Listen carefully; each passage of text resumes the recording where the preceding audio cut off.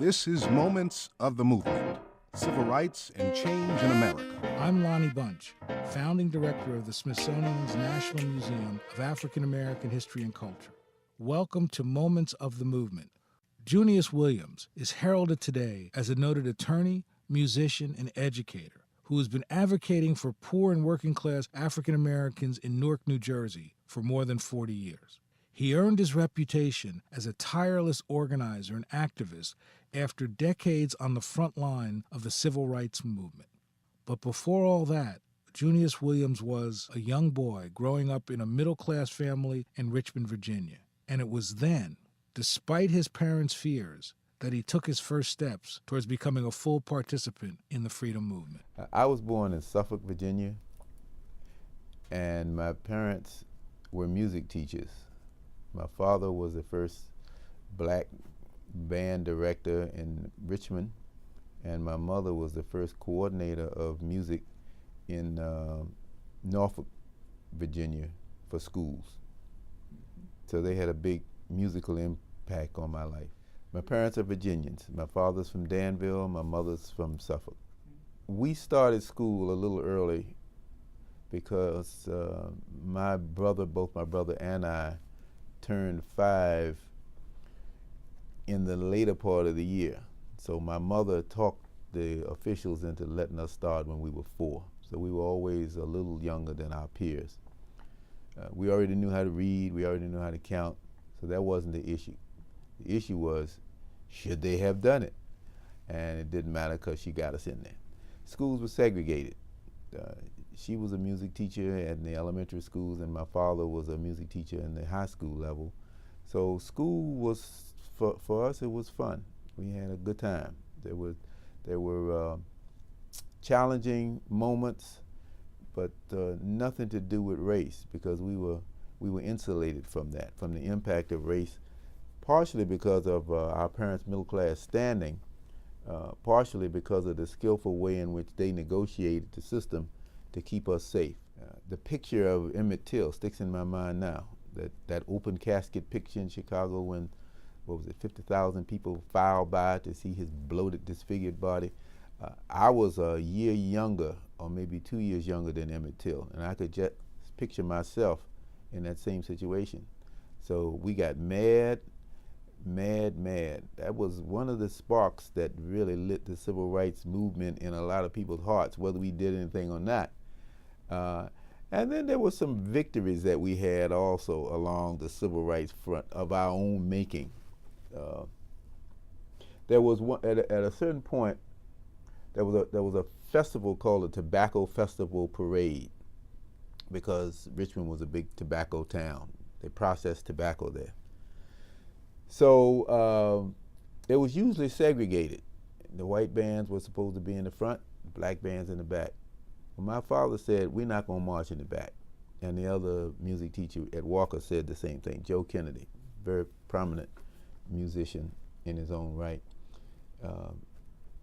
And so we did. But at some point, they said, okay, we're going to integrate it. So there was this moment when we had 4 high schools, 2 white, 2 black, that were meeting at the gathering point in the west end of town, getting ready to march in the parade. There was Armstrong and Walker on 2 corners, and then across the street on the other were John Marshall and Thomas Jefferson. Those were the 2 main white schools. So, of course, the whites presumed to practice first, and they did it with the drummers. And the drummers were very rudimental, very sophisticated and polished rudimental drummers. But we laughed because we knew Armstrong's drummers were precise, but we had soul, and we kicked their butt. There lay dead one of the great rules of white supremacy, that they could do it better than we could. We saw it for ourselves, so we had a victory. That was our first civil rights victory in my family, because we talked about that forever. Charles Sherrod, who was the head of the black students up at Virginia Union University, led a series of demonstrations and sit-ins at the department stores downtown Richmond, Millen Rose, Tall Hammers, Kresge's. I'm not so sure where it was because I never got that close. I told my parents I wanted to join, and they said, oh no. The college students said they don't want any high school students involved. When I met Charles Sherrod, I asked him, was that true? Did you guys really say you didn't want high school students because we couldn't be nonviolent? He said no. So that was just my mother and father's clever way of keeping me out of harm's way as they saw it. Little did they know. So they whisked me off to Amherst College in 1961, but the fire was still burning because I knew I had to do something because I couldn't just let everybody else do it, and I wasn't going to do it. Yeah. So eventually I was a part of the civil rights group there, and we were in support of civil rights, but at some point or another it was time for me to go south, so that's what happened in 1965. At some point after the Montgomery bus boycott, the lawsuit came about that said you got to integrate bus transportation throughout the South. So Richmond complied. So one day the word went out, the buses are now desegregated. So my parents got hold of the news and told Johnny and me, because they knew we were going to try it.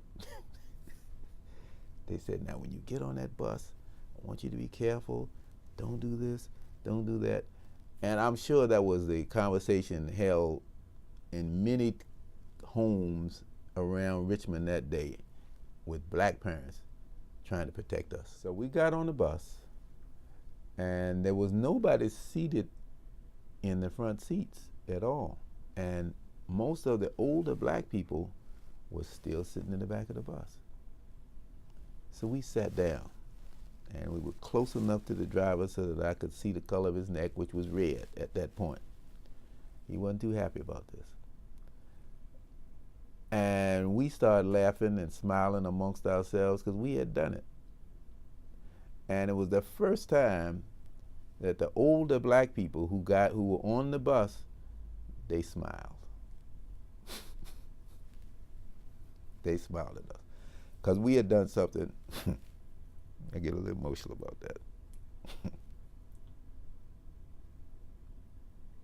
that. We had done something they wanted to do for a long time. And so after the novelty wore off, which was within a couple of days, we all trooped back to the back of the bus where we could cut up like kids like to do. But it was a new relationship between us and the older people by that point. But probably after time went on, they still looked at us and told us to be quiet when we were getting too noisy. But just for that magic moment in time, we did something they couldn't do for themselves. And then gradually integration just kind of stole its way onto the public transportation system in Richmond. But my major thought was that I was going to go south and be in the movement and become a professional movement person, whatever that was. I wanted to be with SNCC. I wanted to be a SNCC field secretary. I wanted to organize people to do whatever had to be done at that particular time. So my parents put that idea in my head. And I remember they didn't want me to be a musician, but lawyers were fine. If I had wanted to be a doctor, they would have encouraged that too. But clearly I was not on the science math trip. So they said, well, why don't you become a lawyer? And they kept pushing that program because they saw where I was going with the civil rights thing. I was telling them about things I was doing on campus. When I came home during spring break, I was doing voter registration in Richmond. I did voter registration in Springfield, Massachusetts, which was right around the corner from Amherst. I had this conference called the Civil Rights Movement Reform or Revolution. I and a group of others carried that conference out in this, I guess it was the winter of 1965. About 1,000 people came from all over the East Coast to that conference. So they saw where I was going. So why don't you be a lawyer? So I thought about it and I said, well, maybe so, but not now. I could see being a lawyer, being a civil rights lawyer, because I knew of the great civil rights lawyers in the Brown tradition. As a matter of fact, Oliver Hill was a neighbor, a good friend, became better friend after my mother passed. But he and she went to Howard at the same time. He was a law student and she was an undergraduate at Howard at the same time. And so living in Richmond, we went to the same church. So it was kind of like, there's a little story there, because one time we were talking, he said he was driving through Suffolk on the way to Norfolk to argue the case for equal pay for the teachers, and he got stopped by the police. And so he said the first person he called was my grandfather, Junius White, because he had to get somebody to vouch for him to get out of jail. And my grandfather was well respected as a businessman, churchman in the town. So the white people in charge said, if Junius White says he's okay, then we're gonna let him out on bail. They didn't know what he was doing, of course. They had no idea he was going down to try that case. Otherwise, Junius White or anybody couldn't have stopped him from keeping him. So that's the way that went. I wanted to be a lawyer because they wanted me to be a lawyer more than anything else. So this is what I said. I will apply to 2 law schools. If I get in one of those 2, I'll go. If not, I'm going south. So they said, okay. But they didn't understand the high stakes poker I was playing, because I only applied to Columbia and Yale. And I said, well, what the hell, if I get in there, I'll go. I was not going to spend all my time filling out forms for 7 law schools. And I didn't want to go to any of them anyway. And I got in. Oral histories were conducted by the Southern Oral History Program in the Center for the Study of the American South at the University of North Carolina at Chapel Hill on behalf of the Smithsonian National Museum of African American History and Culture and the Library of Congress. Moments of the Movement, Civil Rights, and Change in America comes to you from New Visions, New Voices, expanding the American conversation because it's time to hear the difference. With support from the Corporation for Public Broadcasting. Visit us online at newvisionsnewvoices.org.